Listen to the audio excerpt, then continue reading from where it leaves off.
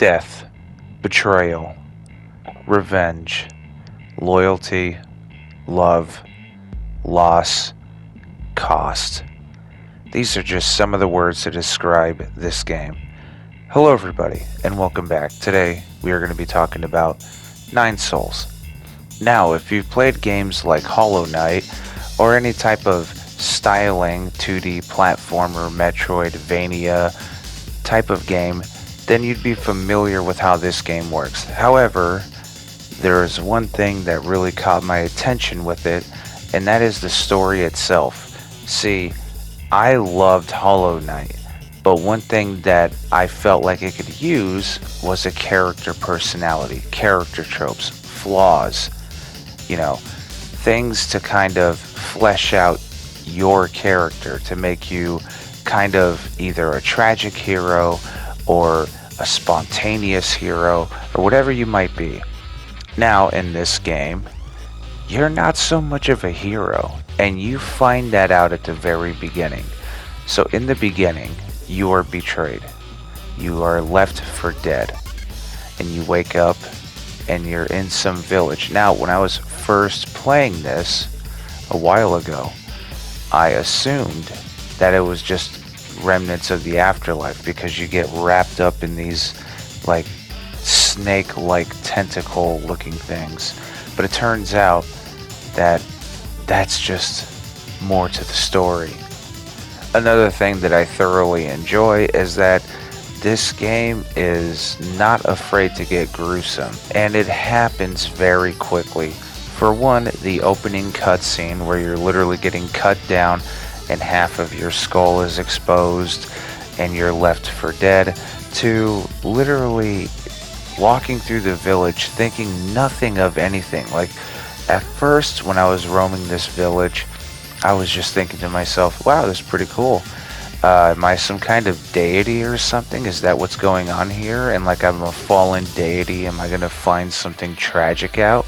This is like the first time I played it, and I'm go to walk through, and all of a sudden you get a call saying, are you going to enact your plan? And things start to not look so good. So they make subtle references to like what you should and shouldn't believe in, these people that you're around, and it turns out they are mutilating themselves for human sacrifice, which is just wild.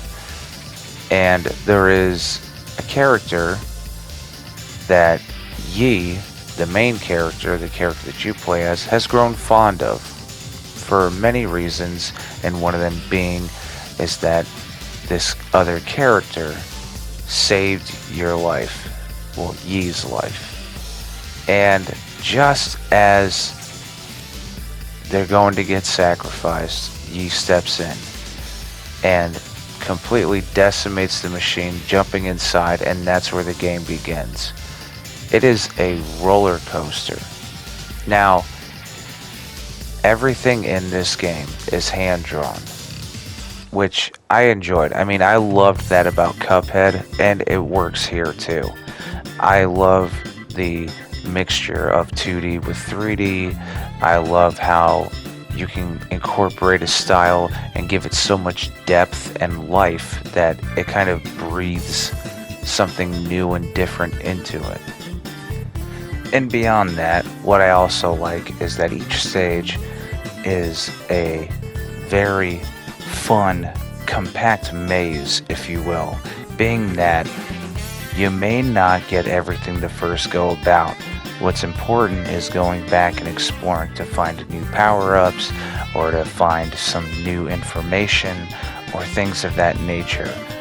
A thing that I enjoyed too within the story was how you went about the actual progression. So you're collecting soul stones, and whether the boss, quote unquote, gives it up to you. So there's one character that is actually long lost friends with Yi and decides that he's not going to fight him. His idea was that he was gonna go back and help him progress. So he gives up his soul stone. Then there's a battle with the rest of the bosses, obviously, because they're not as fondly remembered to one another. So then you go through and it's like fragmented memories, and just some of the stuff you hear or you're seeing in those little bits is just so captivating. It's truly special. The storytelling within itself is fantastic. The gameplay is addictive. It's simple, but addictive enough to keep you going. And with also not just standard attacking and jumping, but you also have like Taoist moves where like you're using talismans and things of the like to actually progress. Maybe you'll use them as explosives, or maybe you'll use them as, daggers or what may have you. But you have multiple forms of attack, including a bow and arrow and your talismans. And parrying. Parrying is like one of the key features that you're going to have to learn your timing and all of that. They have buffs and upgrades that you could increase the window. But if you have a perfect parry, then you'll auto attack, or you can use the talisman to have a stronger explosion rate. It's really cool. And then you can have buffs to your talisman that may increase health on impact, or may cause an AoE instead of it being singular damage, like singular enemy damage. It would cause an area of effect, which is awesome. Games like these are special because they don't have to start you off with the whole book. They don't have to start you off with something like a super elongated intro. They can give you something that captivates you, something that just hooks you in enough to get the point across. Now, when you first enter the village, you have no idea that you are going to stop a human sacrifice. I remember walking through the village the first time I played it, and I'm like, oh, this is cool. Maybe Yi is like a long lost guardian, or like a fallen deity or something. And boy, oh boy, was I fucking wrong. From calling them ape men to having different names and different classes and different areas that they're from, it turns out that that is not the case. There are too many forces of power at play and different areas to even just lock on to one section and say, this is fact, this is what it is, and that's all that there is. So it'd be like saying, if you're playing Skyrim, say like subsets of reality was like Skyrim.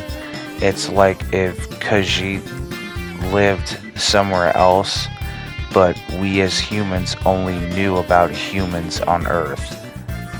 It's a wild thing. It's a wild thing. But, there's always whispers and lingers, and the people that are known the most are the ape men for being devout. And that's what starts this progression into this darkness. The story of revenge. It has just enough to sink you in. Now, I don't want to spoil the whole story. I wanted to talk about a few things about it and get the point across to just play it. It's a lot of fun. It's easy to master. Well, I won't say easy to master. I mean, you got to learn the timing, but you can go through and they have a difficulty called story. If you're not really feeling up to the challenge, you can just go back, change it to story, and boom, you're there. So I think that you should definitely give Nine Souls a try. Going back through and playing it, between the boss battles, between exploring, between opening up different areas, between the music, the atmosphere of certain areas, like the first section with the dingy factory kind of setting, and you're just seeing people being sacrificed, or headless bodies and mutilated organs, and then going to something serene like Yi's house that was built for him specifically, like outside of any enemy eyes. and then going to like the forest lands or somewhere else, there's truly vast differences. I'll give you an example. When I was playing Ender Lilies, I kind of felt like at a certain point things started to bleed together.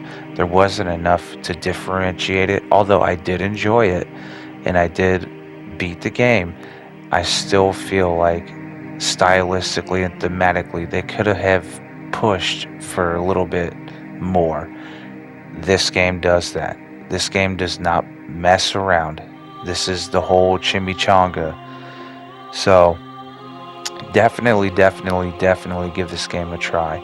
With that, everybody, I'm going to cut this off here because I have spoke enough about it. I gave you little tidbits, and I hope you're interested. I hope you enjoy it, and I hope you enjoyed this video. So, with that, everybody, I want to thank you all for watching. I appreciate you all, and 1K gang. Let's go. Get 9 souls. It's really good. It's a lot of fun. I promise.